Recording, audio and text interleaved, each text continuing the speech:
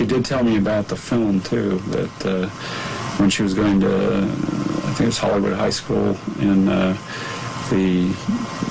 she put out some kind of a magazine for the advancement of atheism or something, and I guess this got in the press here, and it inspired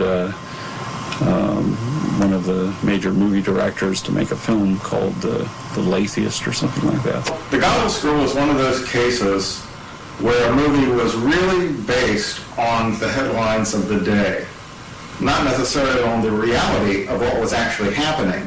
At the beginning of The Godless Girl, Cecil B. DeMille's movie screams with headlines about atheist groups taking over high schools.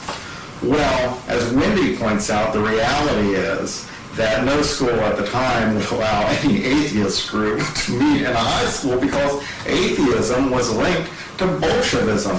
No one would allow that. But still, like the satanic abuse scares in the late 80s and the early 90s, there was an atheist scare.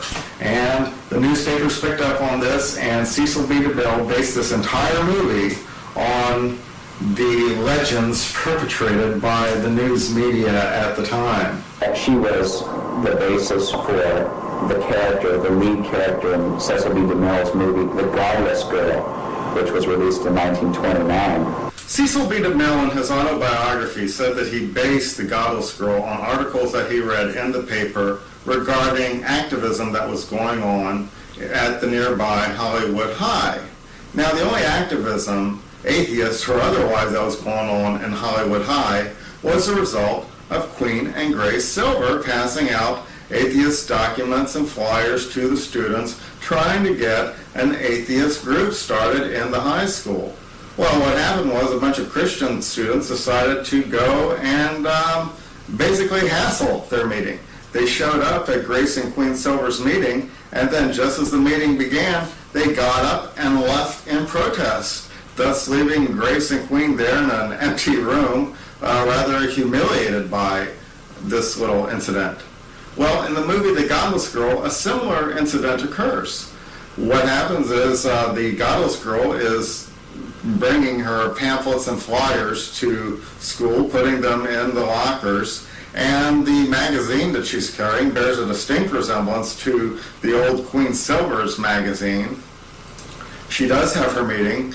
Christians do come to this meeting en masse to protest. However, unlike leaving peacefully as occurred originally in the real atheist meeting, violence erupts in the Cecil B. DeMille meeting, a stairway collapses, and a young girl is killed in this meeting, much like a young girl was killed at the IWW meeting that Queen Silver had attended, which was broken up by the American Legion.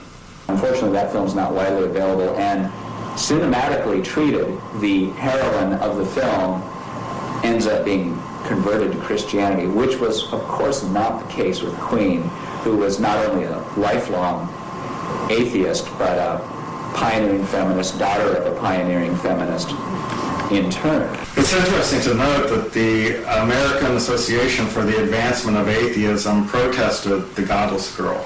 This is pointed out in Cecil B. DeMille's autobiography. Even before the movie came out, atheists of the day knew that they were going to be in for a ribbing. I've never seen the film. I'd love to see it.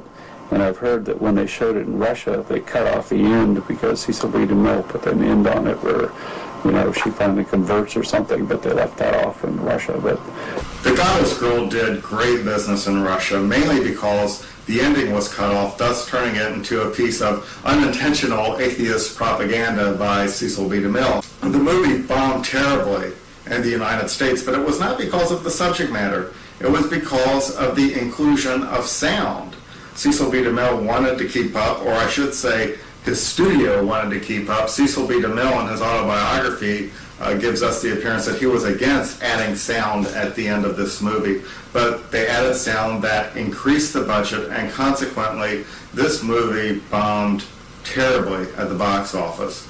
However, what is interesting is that Wendy McElroy indicates that Queen Silver and Grace Silver worked as movie extras up into the advent of sound. Now, this brings the interesting question. If they worked as movie extras until the advent of sound, and if Godless Girls was one of the last of the silent movies. Could it be that Queen Silver was an extra in a movie based on her own life? I have not yet received a response, pro or con, either way on that one, but it is an interesting thought to say the least.